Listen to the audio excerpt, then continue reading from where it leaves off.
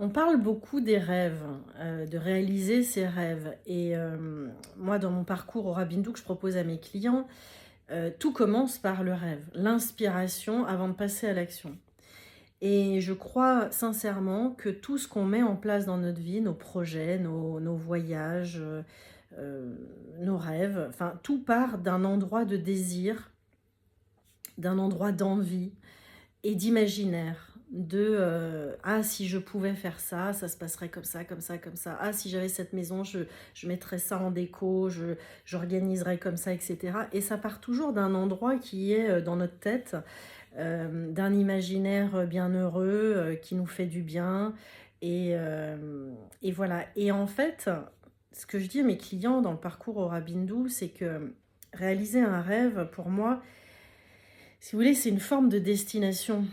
Ou de direction qu'on oriente à un moment donné, qu'on a un rêve. Moi, j'ai eu plein de rêves dans ma vie, j'en aurai encore plein.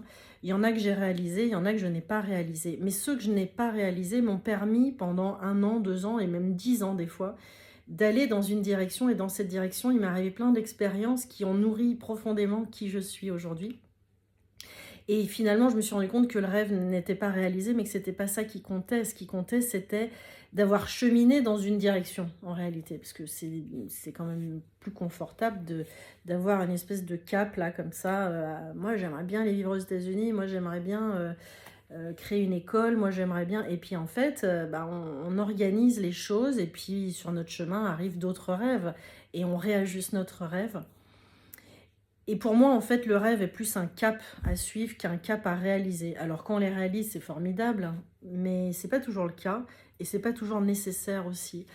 Et ce que j'avais envie de vous partager dans cette vidéo rapidement, c'est de dire que pour moi, le chemin, il compte autant que le rêve.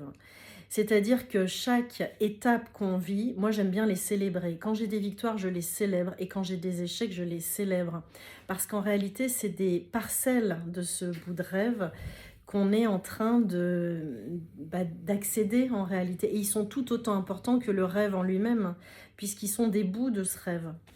Donc, personne ne peut honorer, reconnaître notre chemin. J'ai essayé, j'ai cru, j'ai espéré de la part de mes parents, j'ai espéré de la part de mes psys, de mes petits amis, de tout un tas de choses, de mes profs. Et en fait, je me suis rendu compte que la seule personne qui peut reconnaître toutes ces parcelles du chemin, toutes ces étapes du chemin, c'est nous. Alors aujourd'hui, j'ai envie de nous inviter à rêver avec notre imaginaire, avec notre cœur, pour créer ce cap de vision, cet endroit où on a envie d'accéder, mais que pendant qu'on n'est pas encore à cet endroit, pour autant que chaque étape que nous passons, on les célèbre aussi et on les chérit comme des étapes ultra importantes pour nous et de les reconnaître nous-mêmes.